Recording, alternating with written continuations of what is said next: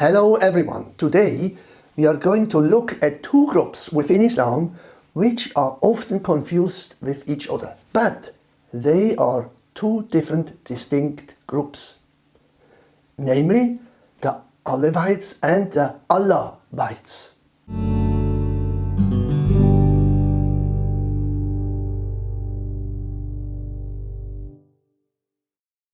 Let's look at these two groups together, as they are important in Turkey and Syria, but also in other countries. These two countries, Turkey and Syria, are often in the news, like now, as new Islamic rebel forces challenge the Syrian government under the leadership of Bashar al-Assad. If you want to know more about the history and the characteristics of these significant groups, then this video is for you. Stick around, because we are going to explore it all. For more in-depth information, you can check out my book, Ask Your Muslim Friend, where I cover this topic in section 1.6.9. Both of these two groups are of Shia origin, because they only accept Ali as the rightful successor of the Prophet Muhammad. Just to flag up that, according to the Sunnis, Ali is the fourth caliph. Another thing both groups have in common, that they mix and match different beliefs. This is why many orthodox Muslims don't consider Alevites and Alawites to be true Muslims.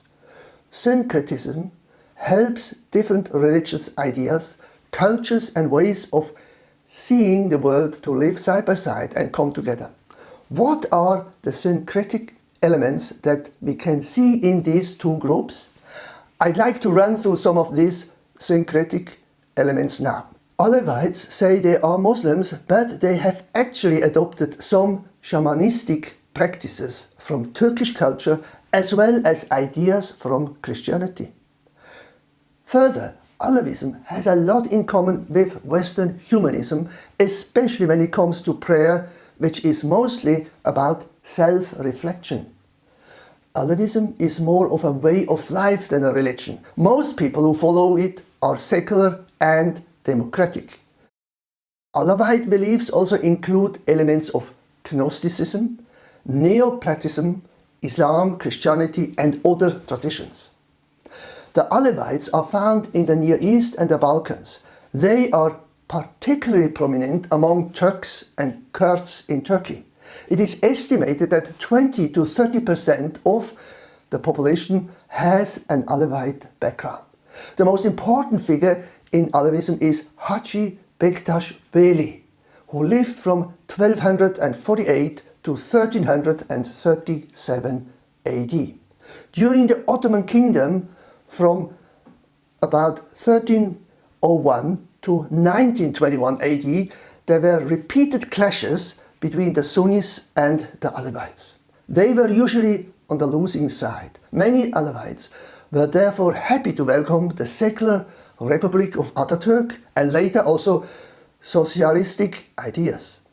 The Alevites believe that God is not distant. They are convinced that God lives in the so-called perfect man. This is someone who sets an example to follow, like Ali, Jesus, Muhammad and others.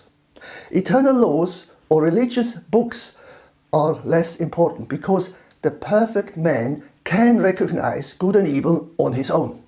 Instead of reciting ritualistic prayers in the mosque, Alevites meet at assemblies called Sem-Evi, where dancing, music and religious stories predominate. Another significant characteristic is that men and women are alike and participate as equals, since gender separation hardly exists in Alawite society. This is very different to Sunni Orthodox groups, but also in fundamental Islamic groups. While Alawites stick to the usual Islamic rules about food, they are fine with people having a little alcohol in moderation. A while ago, for instance, I went to visit one of my Muslim colleagues. He started off by asking if he could serve me a beer. I was surprised and said that I thought he was a Muslim and therefore shouldn't drink alcohol. He went on to tell me that he is an Alawite and doesn't follow all the rules of Islam. On top of that, when he has a visitor like me, who are a Christian, he likes to be accommodating. He also enjoys drinking beer. He also said that his wife is stricter, but when he has a visitor who can drink beer, then this is a good excuse to do it more often. Friends, let's quickly run through the relationships between the Alawites and Christians. In Europe, the Alawites have a great deal of sympathy toward the Christian churches. They agree with the love and appreciate Jesus' mercy towards the poor and the weak. However, though they respect for Jesus, it is difficult for them to accept that he was talking about their own lost state and need for redemption. So it seems that Alawites accept some things about Jesus, but reject other important Christian teachings. It can be tricky for Christians to share the gospel with Alawites, as it includes some challenging concepts like the crucifixion of Jesus and the promise of eternal life. Let's now turn our attention to the Alawites. They are also known as Alawis, or a prominent religious group mainly based in Syria, where they represent about 12% of the population. They are also a significant minority in Turkey and northern Lebanon. They follow a branch of the Twelver school of Shia Islam, although they also incorporate some syncretistic elements. It is thought that the Alawites were founded by Ibn Nusar, which is why they are sometimes also called Nusaris or Ansari. Alawites have kept their beliefs private from outsiders, which has led them to being seen by many as a mysterious group. Sunni Muslim rulers have often persecuted Alawites for their beliefs. During the Ottoman Empire, the Alawites were oppressed, and there were attempts to convert them to Sunni Islam by force. It is worth mentioning that their core belief about God is based on a divine triad or trinity, comprising of three emanations of the one God, which have been manifested in three human persons. First, the essence or meaning manifested in Ali. Secondly, name or veil manifested in Muhammad. Thirdly, God's so-called gate manifested in Salman the Persian. So the Alawites' belief can be summed up in this formula where they say, I turn to the gate, I bow down before the name, and I adore the meaning. Most Alawites believe that they were originally stars that were cast out of heaven through disobedience and must undergo repeated reincarnation before returning to paradise. The Alawis consider Eid al-Ghadir to be the most important feast.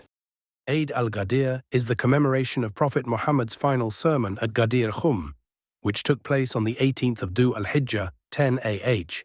Shias celebrate this incident as the basis for their acceptance of Imam Ali's succession to the Prophet. Dear friends, have you heard about the Zulfikar? The sword is named after Ali and is a significant symbol for the Alawites. The picture shows writings above the sword which says Ali is the representative of Allah. And within the sword, the writing says, no other person is as brave as Ali. No other sword is like the Zulfikar. If you are enjoying this breakdown of these two Islamic groups, do not forget to like the video and subscribe to the channel. We've got more content like this coming your way. To wrap things up, I'd like to ask you a few questions. First, have you had contacts with Alevites or Alawites? If you could tell us about it, would be wonderful. Secondly, do you think these two groups still identify as Muslims, or would you rather say they are not Muslims? Thirdly, what are your thoughts on their syncretistic beliefs? Fourthly, have you heard about the sword of Ali, the so-called Zulfikar? What do you think about it? Now, if you found this video informative, please give it a thumbs up and don't forget to subscribe to the channel for more content like this. If you have any questions or want to know more about this topic, leave them in the comments and I will be happy to respond. You can also find more detailed information in my book, which you can download for free from our website. Thanks for watching. Until next time, take care and God bless you.